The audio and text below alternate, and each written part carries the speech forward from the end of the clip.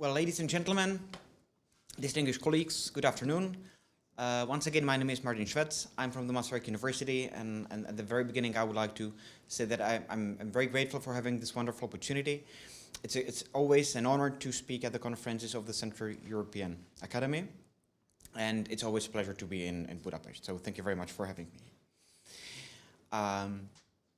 This is the topic of my presentation: the EU's energy policy from the perspective of a Central Eastern European country, the Czech Republic. When I was invited to this conference, I did find the topic quite challenging, and let me tell you a few reasons why. But before, I was thinking that it would be absolutely appropriate to start with a picture from 1992 when the Maastricht Treaty was officially signed. It did take place on the 7th February in 1992 in Maastricht. And now I would like to tell you why I did find it quite challenging.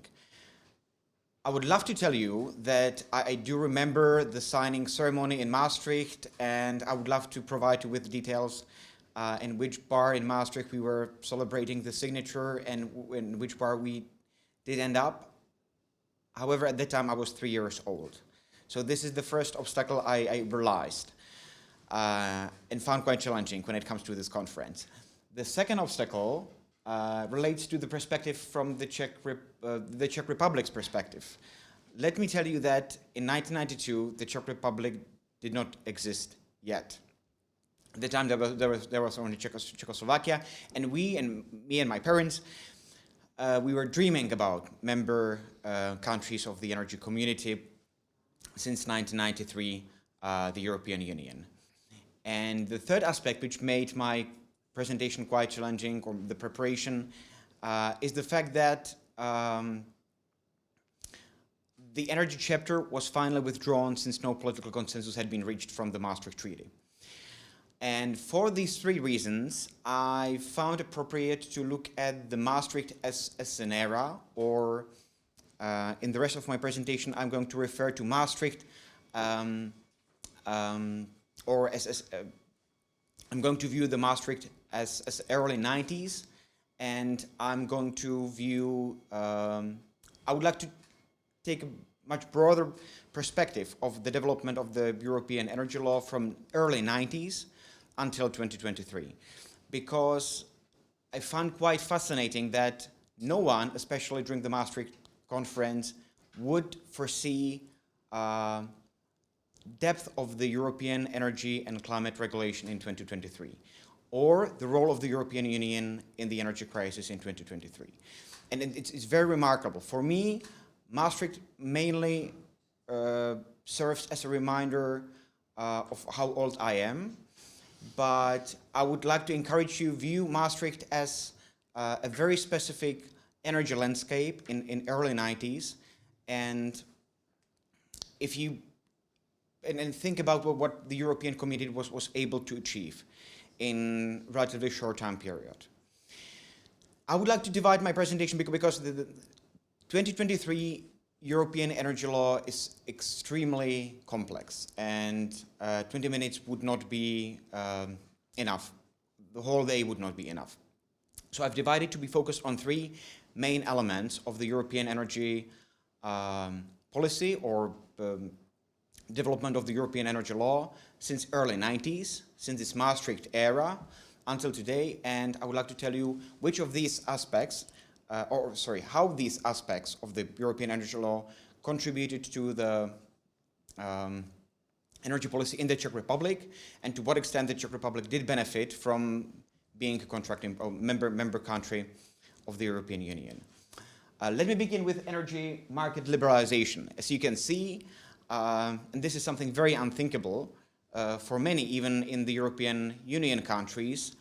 In early 90s, the only country in the European Union having some experience with market liberalization was the UK, and the European Commission was thinking about how worthy it would be to open markets to competition. I wouldn't say that market liberalization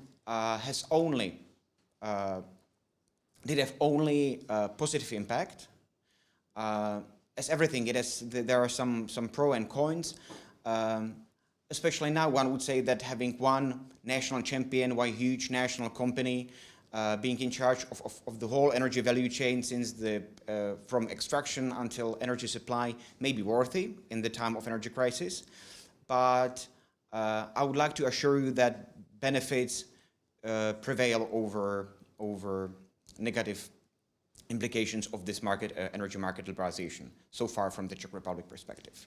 So in early 90s, EU countries did not even imagine that within the European Union there would be a coordinated process of market opening. And one of the, if I may provide you with an evidence, look at the Maastricht Treaty and the fate of the energy chapter being negotiated during the negotiation of the Maastricht Treaty. So this is where we started in this Maastricht area in early 90s. And to add the Czech perspective, the Czech Republic was not even a member country of the European Union, and there were few state-controlled, vertically integrated energy companies being in charge of almost anything. And there was no competition at all. The second pillar, or the second aspect I would like to focus on, is the EU as a guarantor of energy security. In early 90s, the European countries, during the Maastricht negotiations, they did already have some experience with using the European Union or the European Community as an international organization, providing them with some level of energy security. Already in response to the Six-Day War, the European Union and the subsequent oil embargo imposed by some Arab countries, the European Union did already impose in 1968 an obligation to maintain some oil reserves. However, this was the only moment when the European Union did step into the energy sector. What did we know? We knew that the EU law does apply even in the energy sector. We all know Costa versus NL. However, it was all. The EU countries didn't want to do any fundamental changes of their energy sector and to let EU law affect their energy markets. The Czech Republic perspective, the Czech Republic was created in 1993, and few years ago, the Czechoslovakia was one of the countries within the Russian sphere of influence, and hence most of the energy supplies were of the Russian origin, and the Czech Republic did want to achieve, to some extent, some energy, reduce its dependency. And something very remarkable happened in 1996. You can see that the Czech Republic did decide to sign a long-term contract with the Norwegian energy gas company Statoil. And I would like to underline that the contract was not, the price of this Norwegian gas was more expensive. Czech Republic did pay much more for Norwegian gas than for the Russian gas, but the Czech Republic or the company could afford it because it was controlled by the state. So the economic perspective was not the only perspective taken into consideration by this energy company, and this is something we may view as a negative consequence of market liberalization and the privatization of everything, because since then any Czech energy company dealing with natural gas was prioritizing the price of the natural gas, and therefore we have ended up where we found ourselves in February 2020. And the third pillar, the EU tackling climate change, well, this is very remarkable. If you realize that one would say that Maastricht was 3 decades ago, or 3 decades ago, in the same year, when the Maastricht was signed, there was not even the United Nations Conference on Environment and Development in Rio de Janeiro, and there was no UNFCCC. This is something very even unthinkable for me, that there were times, or I was born when this fundamental climate change-related treaty was not yet concluded. So, as you can see, a lot of things were to be done by the European Union when it comes to climate change, when it comes to market liberalization, and when it comes to ensuring energy security of the European Union. These are the 3 pillars I would like to focus on and provide you with the Czech perspective after going through this quite lengthy and complicated, not easy at all process of implementation of EU law. One important remark regarding Article 194, as you can see, finally, in 2009, the European Union became fully equipped when it comes to competence. The Lisbon Treaty did provide the European Union with the explicit with an explicit competence in the area of energy. As you can see, the European Union was empowered to get engaged in functioning of the energy market, energy supply of the European Union, security of energy supply in the European Union, energy efficiency and renewable forms of energy, and promotion of interconnection in the energy of the energy networks. So one would say it's definitely a good start or a significant boost for the European Union to achieve all the objectives. Until 2009, the European Union had to use other competences, indirect competences related to internal market or competition or environment. So now, since the Lisbon Treaty entered into force, it was much more easier for the European Union to pursue its energy-related policy. So now let me look from the 2023 perspective of the Czech Republic, to what extent we have succeeded and to what extent Czech Republic may view all this development worthy or not. In 2023, there were 59 gas suppliers available in the Czech Republic and 111 electricity suppliers available. So this is ideal. These are ideal numbers from the market liberalization perspective, and you can choose almost every 3 days during a year another electricity supplier, literally. So from this perspective, market liberalization in the Czech Republic was very successful, and it led to significantly lower prices of electricity and natural gas. And this is something we should very much appreciate. Very interesting comment regards the picture you can see, Czech power company Bohemia, the latest price crisis casualty. At some moments, the liberalization pushed, or the market mechanisms led the company to have very aggressive price policy.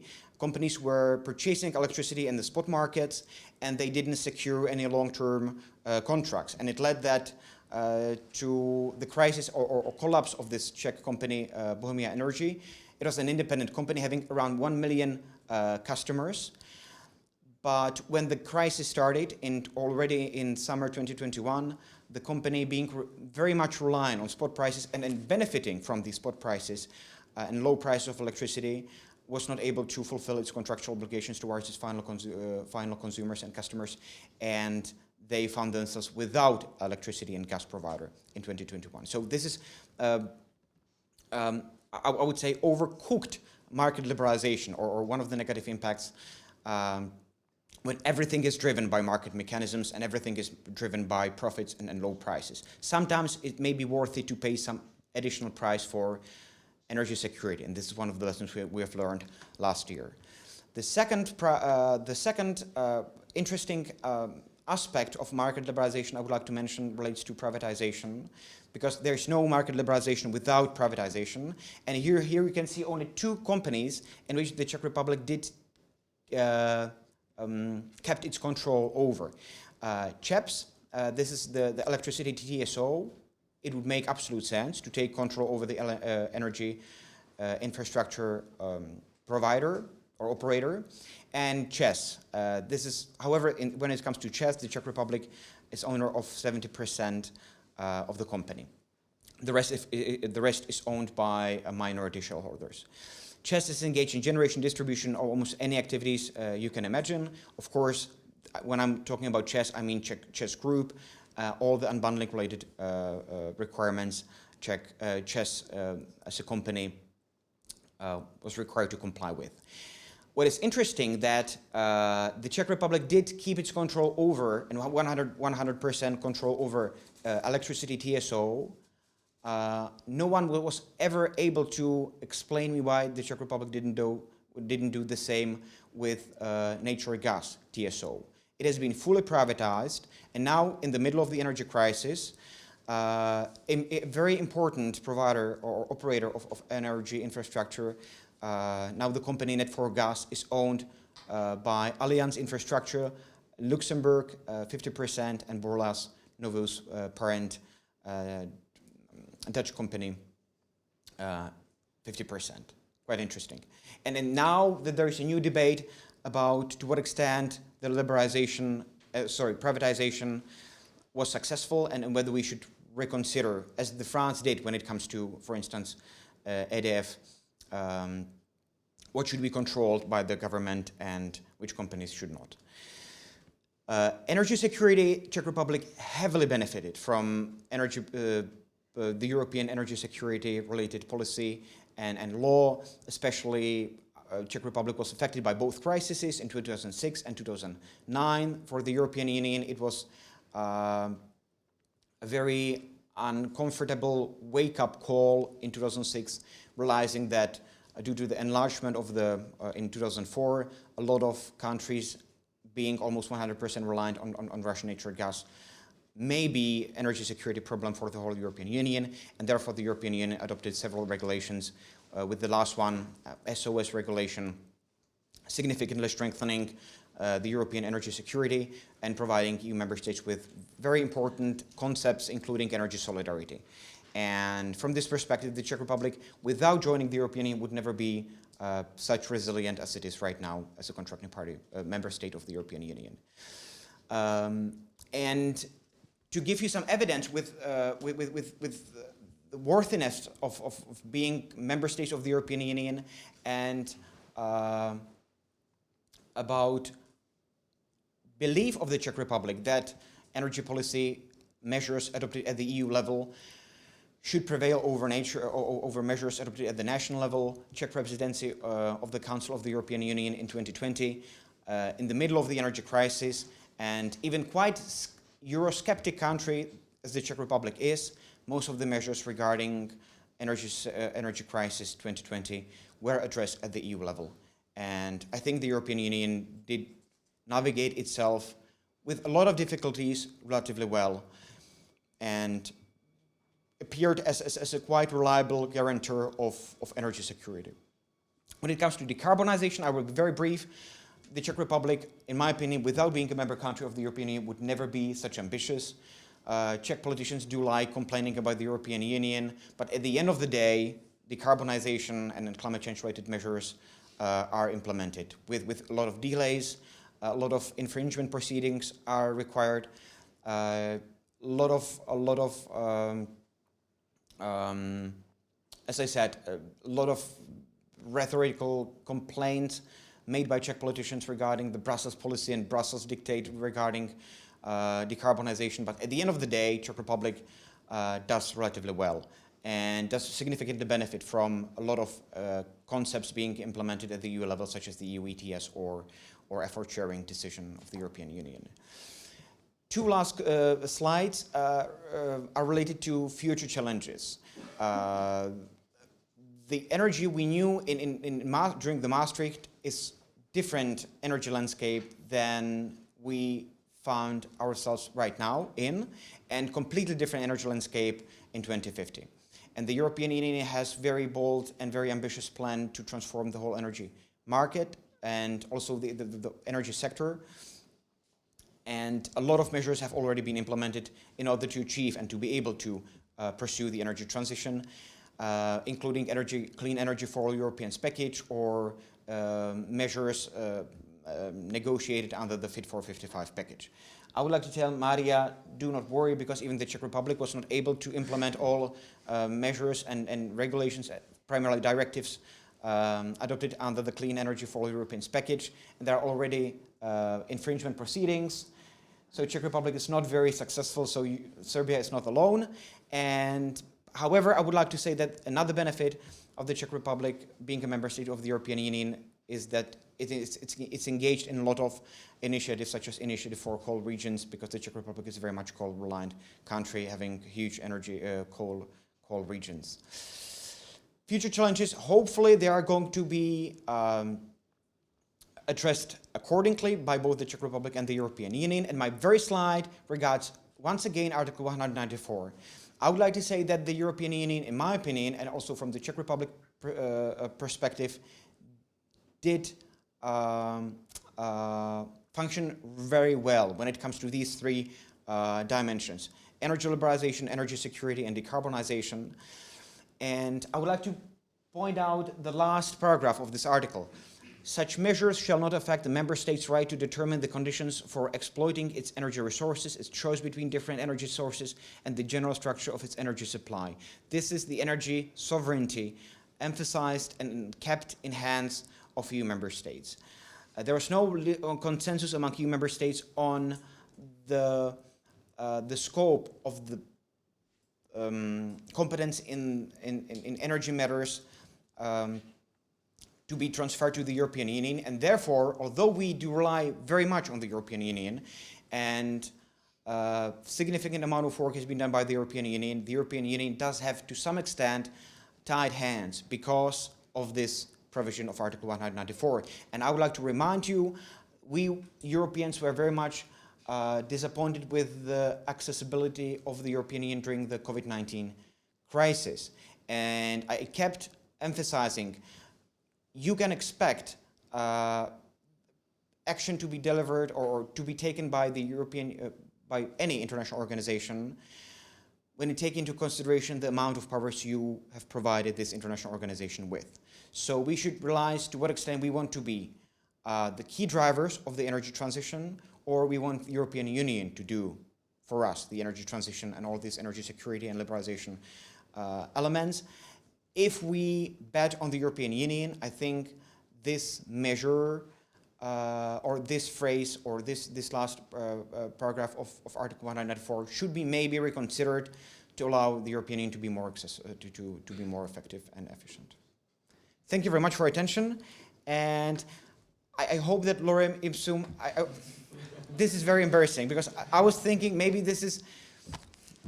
I was thinking maybe it's in Hungarian language, but I realized very soon, and I was not able to change it. So thank you very much. It was a pleasure.